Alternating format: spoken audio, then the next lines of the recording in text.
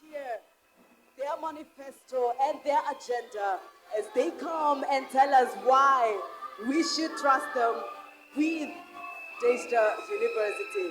Remember, this is all about servant leadership, excellence, and transformation. So right about now, for the moment you've all been waiting for, the presidential debate. And for now,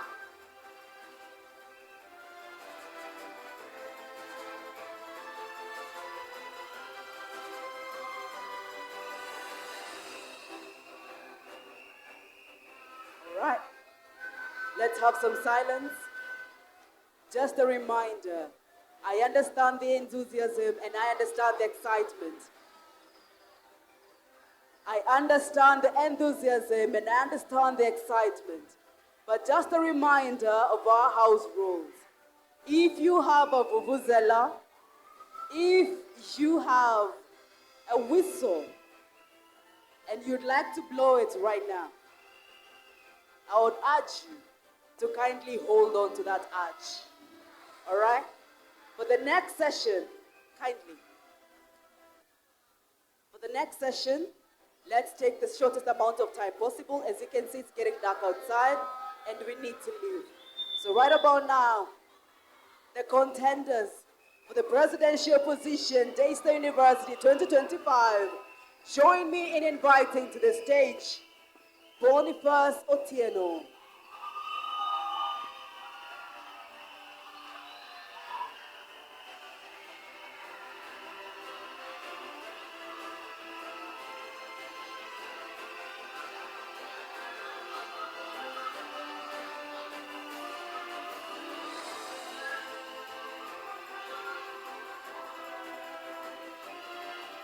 For the next contender, allow me to invite to the stage Edgar Nyambane.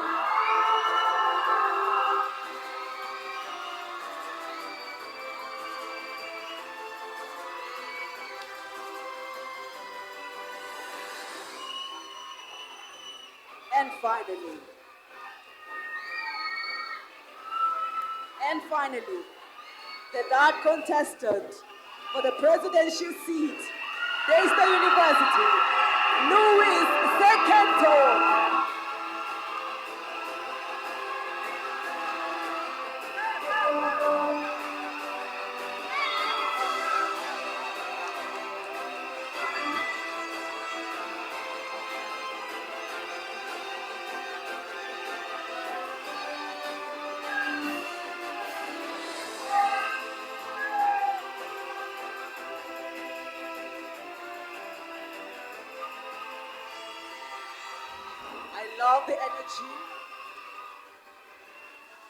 I love the energy and I love the enthusiasm.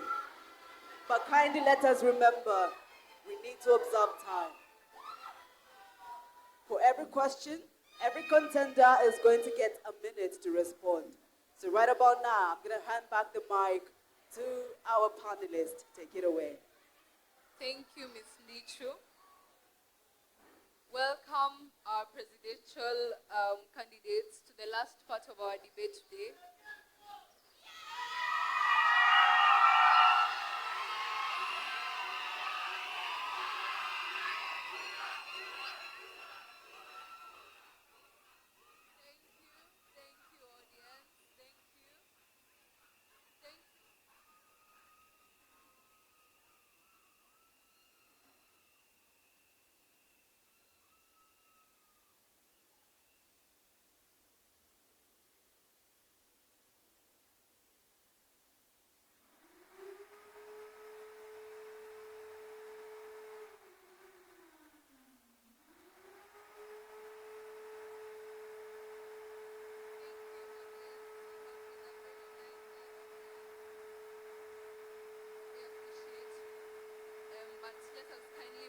Silence while the candidates are responding to their questions. Thank you.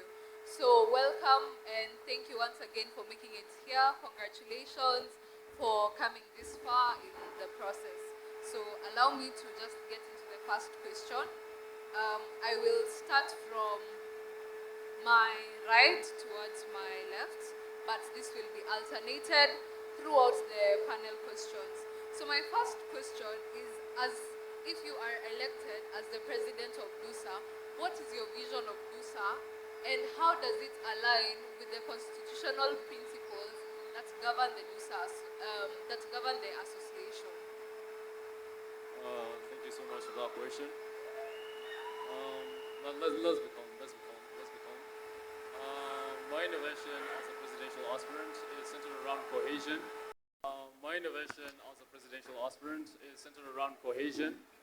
Innovation, sports and recreation, because I'm very passionate about sport. And the social welfare of students is also one of the core objectives that I have as a visionary leader that I am. And I believe being in an observer role, such as it is in serving as the DUSA chair, I believe representing the interests of the student body before the University Senate, especially in the tendering committee as far as the food and the health insurance and accommodation of students is concerned. I believe I've got the requisite skills because I'm a diplomat per se to represent the interests of the students as far as with the grit and the zeal and the passion that it deserves, because I believe this is a very critical seat and it needs to be treated with this. Thank you so much for your response, Mr. Edgar Nyambane. Mr. Boniface, the floor is yours. Thank you very much. My name is Boniface 𝐶𝐚𝐲𝐬𝐭𝐚𝐫.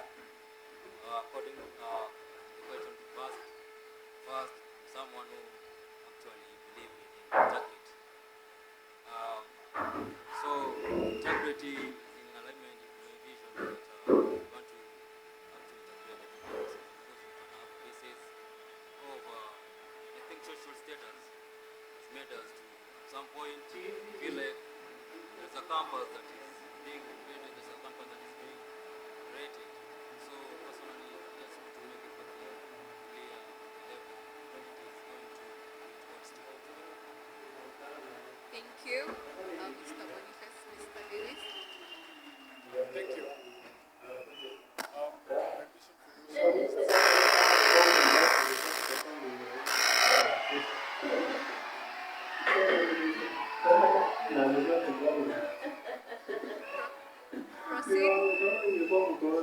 My vision for DUSA is a central students' government which embodies all the principles that are written in the Constitution. Many governments have come and many have passed, but I want my government to be felt by the students who put us in here. Thank you. Hello, and welcome to the WVBS Online Bible School. My name is Russell Hafner, and I am the director of the school. Thank you for your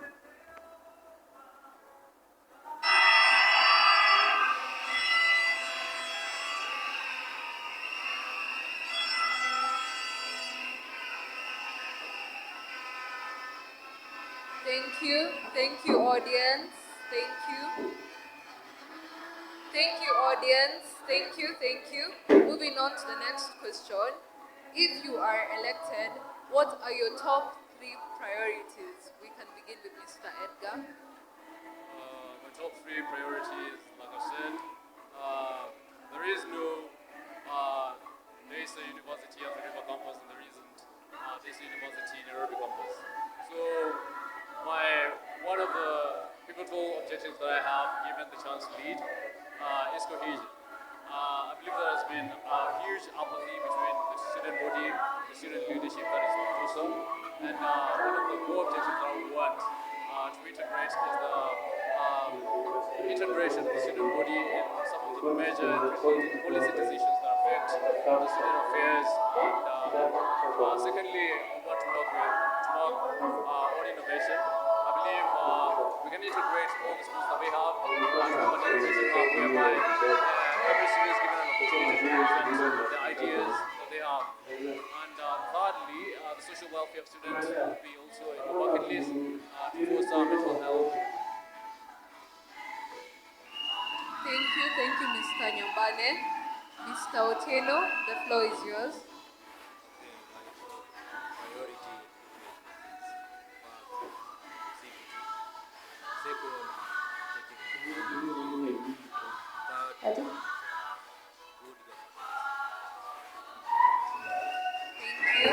lastly, Mr. Sekento.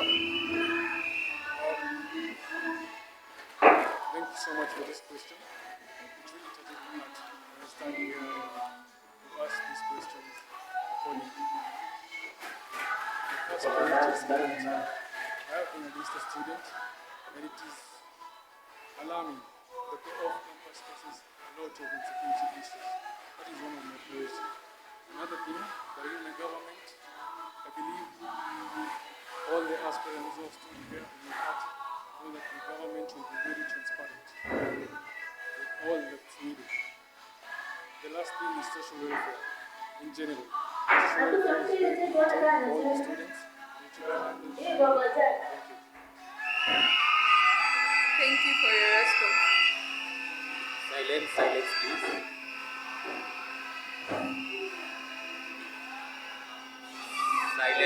Silence. Thank you. Our concern. Mental health is a rampant issue. I could count last year we lost. I know two, but I know others. One of our own students. Despite the school having discipline and as programs,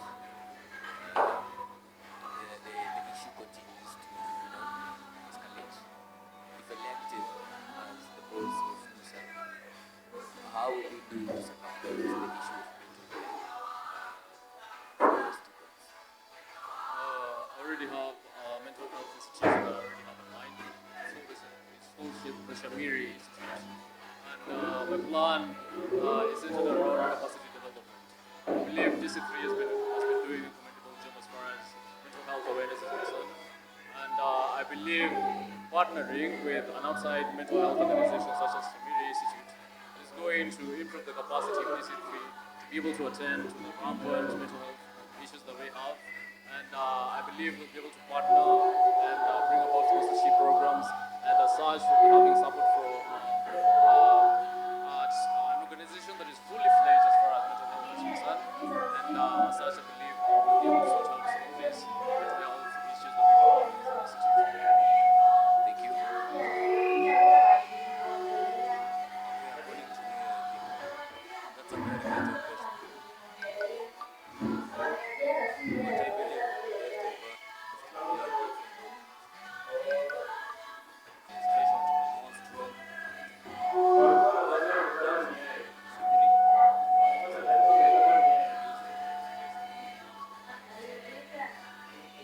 Thank you so much. Lewis. Thank you. One of the ways to fully implement this is through communications. We have students suffering with mental health, but they are not fully aware of channels to communicate their issues to. One is to mention that we have use an app that will take the activities of students. This is where we lecture the data and then use it to sit together, discuss about the students. Thank you. Thank you.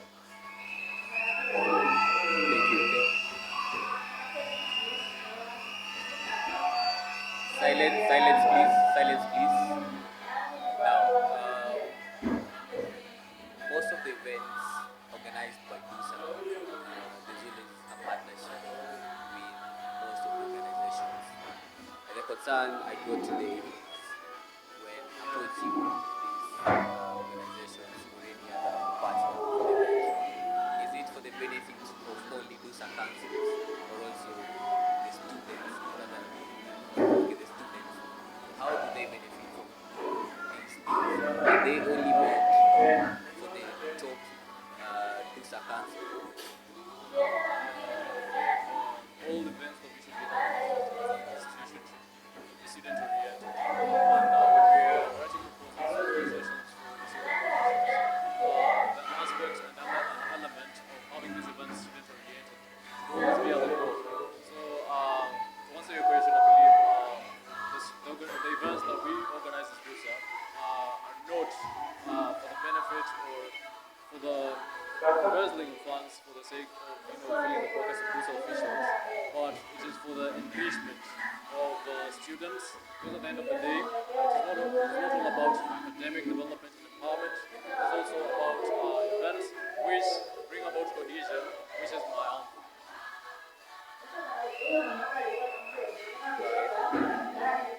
Okay, I think your question was as an accountant student. If you talk about partners, we have different types of partners. So there are financial partners, there's academic partners, we have different partners. So like if you, in my case, education comes to university. Personally, I feel students when they get credit, because if you like for instance, it is a financial partners. Normally, those officials, those are big, let me say leaders. They normally look for partners regard to something that they want to do. Like for instance, event for Soweya. So if like they want to do this event, they need to look for partners. So like it's going to it is going to be a credit to the student, to his institution. I use basic tickets, which is if it is a matter of education, partners maybe they can suggest. Thank you. I'm not sure if they had the question clearly, but I did. First thing, the government want to show the students in the past. There will be no partnership that will happen in favor of it will be decisive for the students at this university. That is the best request, I believe so. Thank you. Thank you for that.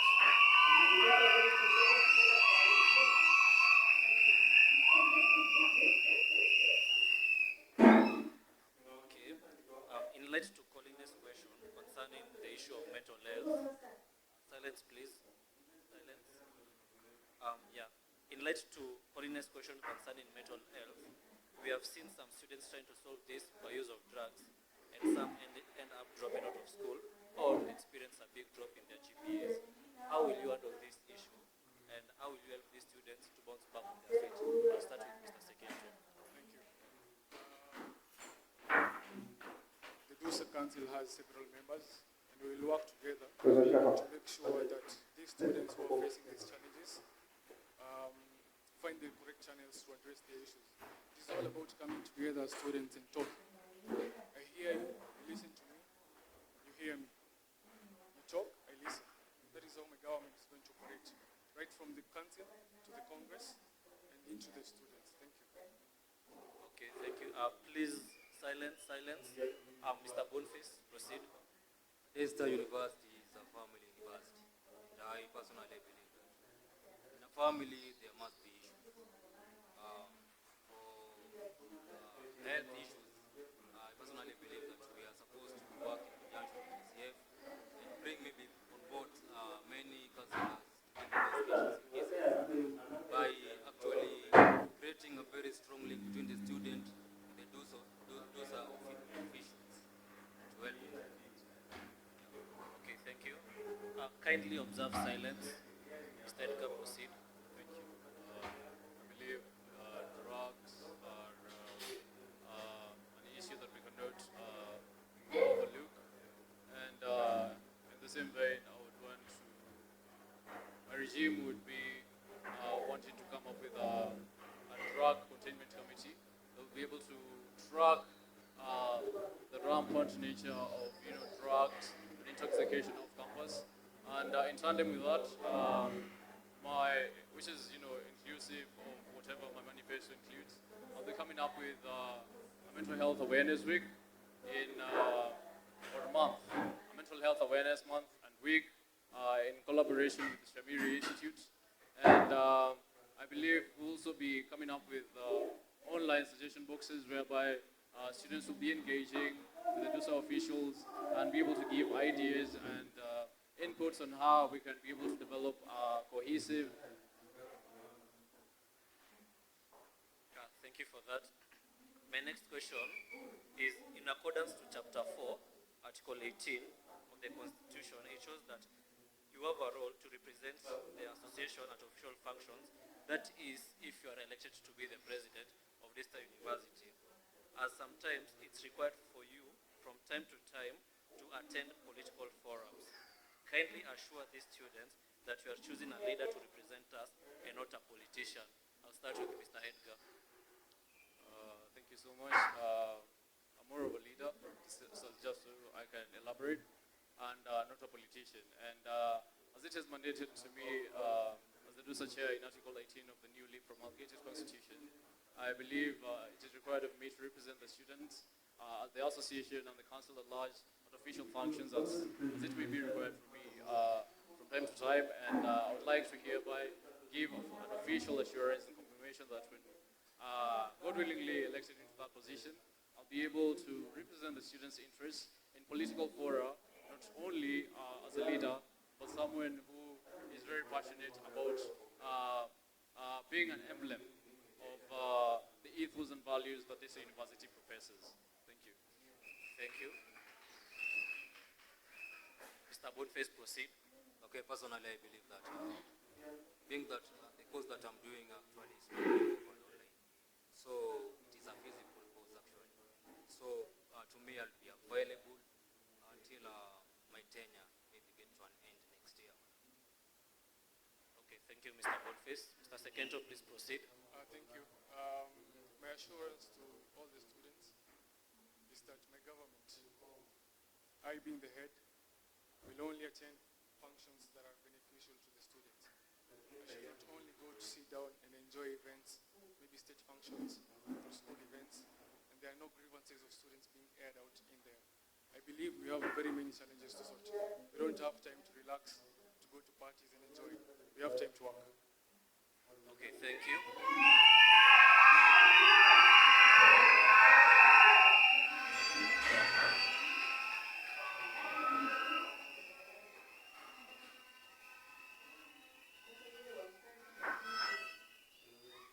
Okay, thank you. My final question, please observe silence. My final question, it's normal to have disagreements with your fellow council members. In the past, we have seen incidences where if there's an disagreement between council members, an impeachment motion is moved. We saw that of the Speaker, Secretary General, and the Deputy President. In your tenure, if this is the trajectory you take, if not, what are the ways that you're going to mitigate this, that you're going to avoid such instances from happening? I'll start with Mr. Sekento. Thank you. The Constitution protects all the leaders of it. And if at any point you go against what the Constitution says, then you ought to be out of office. You shouldn't have died in the first place. The other thing, I will be the head of DUSA, the president. I will be sitting with my council more often to discuss issues. We are all human beings, and we all have our personal issues. We will be more like a family than a government. Thank you.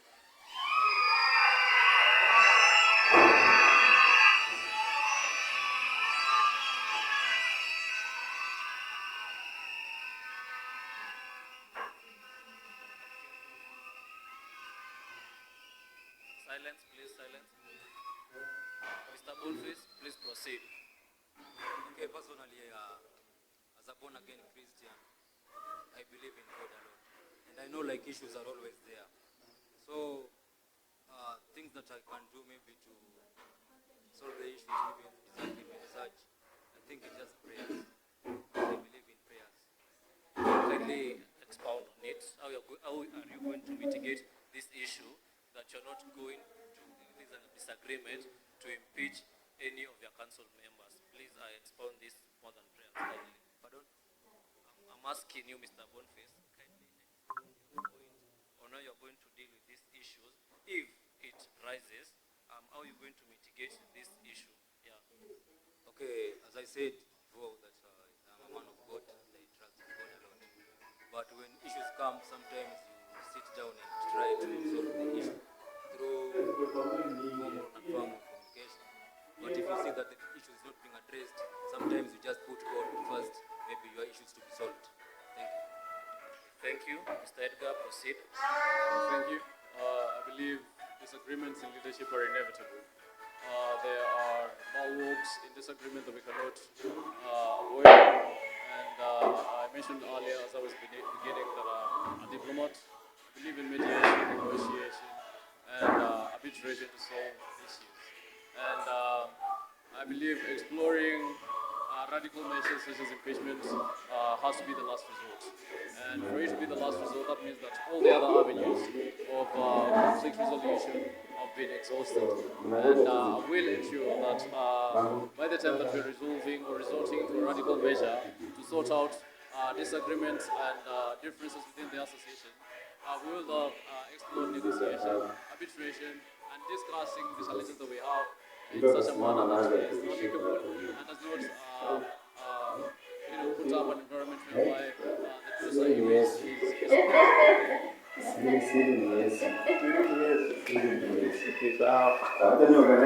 have three questions. I have three questions that all of you are going to answer. So my first question is, if elected as president, you are required to attend the university's tender committee meetings when the tender involves students' medical insurance. We also have transport and accommodation. So why do you think that student representation is important in this specific tender processes? Starting with Lewis.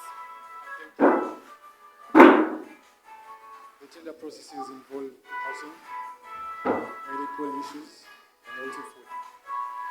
The reason why it's important for President to attend to these committees is because I understand more clearly how you guys are going to feel.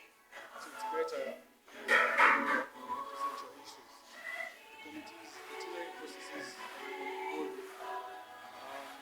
the issues of the medical insurance. I promise that the best medical insurance companies will be active in this university.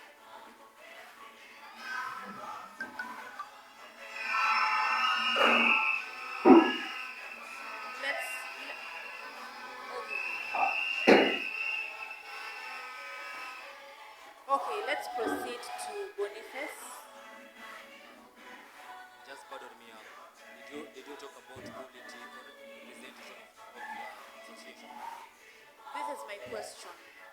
If elected as president, you are required to attend university tender committee meetings when the tenders involve students' medical insurance, transport, and accommodation. Why do you think student representation is important in this specific tender processes? I think students are very important in this channel because if you look at the food actually security first. Security is a very serious issue, especially in Antiviva for campus students. So these are the things that we must look into to ensure that students their lives are very safe. And again, for the issue of food is another serious issue. And we've had students complaining about it by lorry. So it is something that again I just have to put myself into and think actually have a very viable debate with these people to ensure that even the food that our students will be taking is one that quality is okay, guaranteed. Let's proceed to it is imperative for the president to present the students before the university tendering committee because the areas that you mentioned directly affect the affairs of the students. And I believe as the president, you have to be hands-on with issues that directly affect the students. And without representation from an elected representative such as the president, then I believe certain policy decisions such as those will be made and the interests of the students will have not been considered. So I believe it is really important and imperative for the students' voices to be heard before such policy decisions are made. So I believe it is imperative for students' voices and interests to be presented forward. Thank you. Thank you for your responses to that. My second question is, if elected as president, you are required to represent the interests of the association and the senate of the university as a whole. So how will you ensure you are well informed about the diverse needs and concerns of the student body to effectively represent them at this level?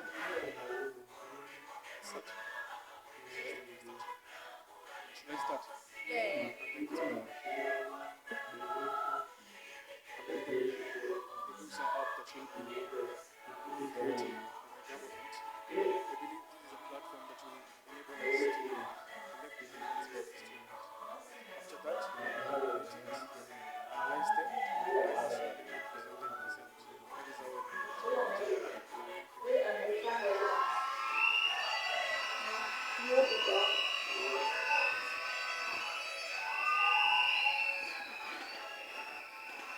Boniface, please, can we get your response? Okay, personally, I think in leadership is a collective responsibility.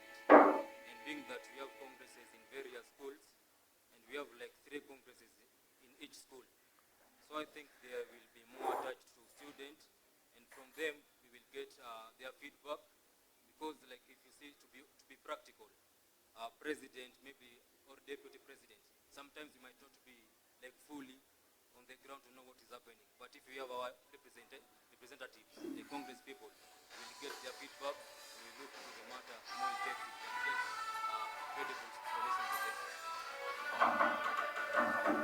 As far as the collection of grievances from the student body to be represented before the university senate, I'm planning to come up with a feedback mechanism, and as such, I will also want to tap on the capacity development of the clubs that we already have.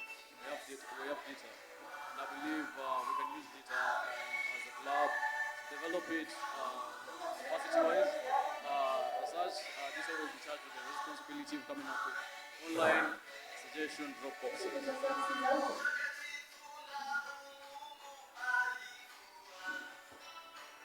Okay. My final question. If elected as president, how would you define success of your term? And what measures will you put in place to ensure your leadership leaves a lasting positive impact on the association and students, so that we don't have cases where we have some of them saying that they don't even know, or they didn't even know who their president is, or they don't have, they have no substantial evidence to what you actually brought to the table during your term. So how are you going to ensure that you're leaving a long-lasting impact during your term as president? the success of my leadership is general. It's in council and it's in Congress. Every leader who will be elected on Wednesday and Thursday, and they happen to be in my administration, they must be fully competent. They must be fair to the students. And also do the same. In the previous statement, my competitor here, Mr. Dylan, has said that the presidents are not fully available on the ground with the students, and they should not be there. My friend, you have to be competent. You have to be with students at all times, and you have to be there. I know there are a few responsibilities of the president, and that doesn't mean that you should not avail yourself to serve the students. When need be present, and that is what I do. Thank you.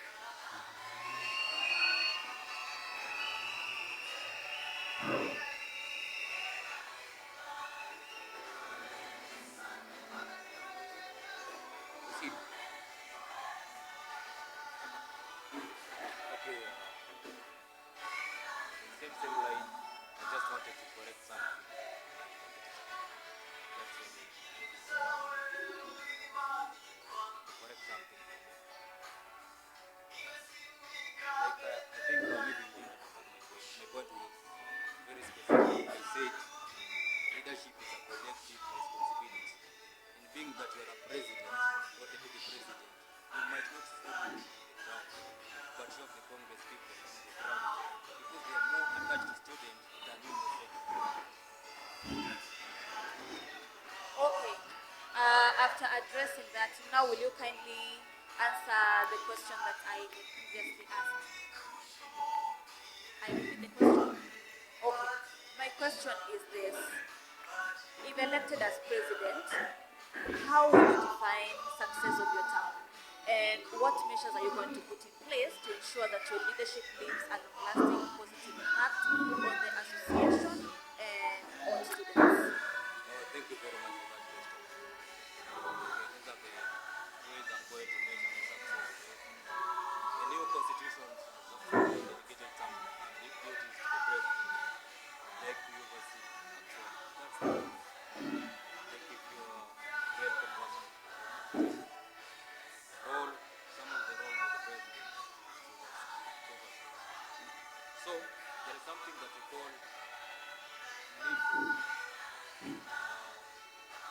This is whereby you do an 8 count is a plan that sometimes you make, you actually put in place, depending on the kind of plan that you have, and to ensure that every person in those offices, you do them an 8 count. And then you will know that which people are performing, which people are not performing. And if the people who are performing, you need to pardon them. You don't fire them, but you correct them. Thank you very much.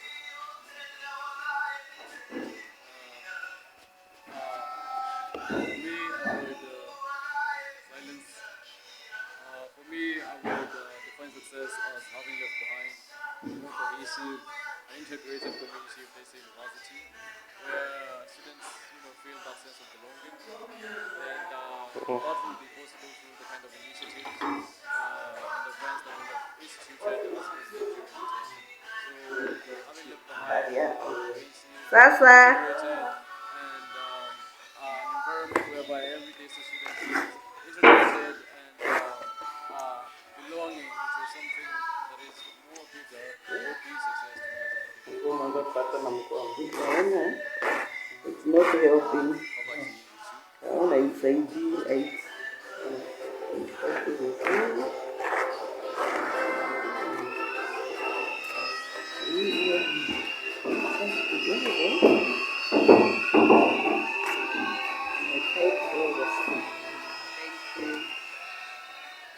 Thank you so much. If you're going to ask a question, just come here. Mike Dinesh, has done that thing. Thank you. My question is very important, and all the other universities watching this question is also for you. We have a problem with the new funding model that Niacha hiyo nikaenda kwa ingine. Daystar goes into history. My mind is scattered. Giving a student leader who funding model despite if they own. What will happen with the presidents who are coming as far as conflict of interest between the government and the students' rights is concerned?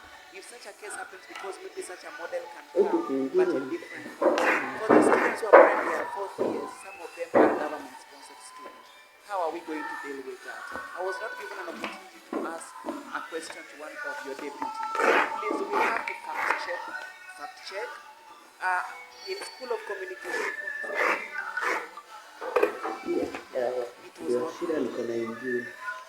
So it is very important for you to know that these facts, they are very important, because some of us, we are not fools here, we research so much, and so let us always bring facts here. Naona msichana anavai. Question time is up.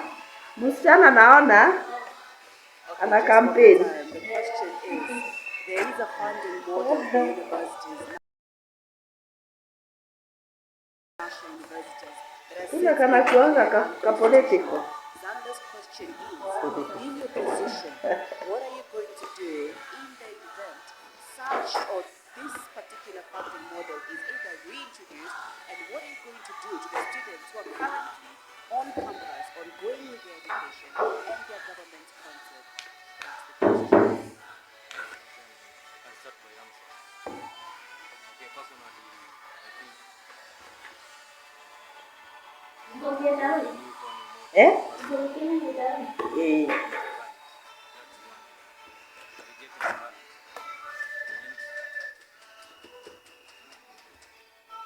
and being that victim healthy and this is a serious issue. Hata breakfast sijakula. Nasema hata breakfast sijakula leo. Like Nimeamka mapema. Nimekuwa mengi. Shughuli zimekuwa nyingi sana.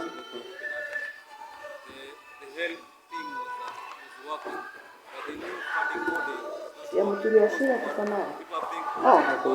Hizi ni zangu. Sielewa hadi. Utanitupia hii. Asante nimeshukuru.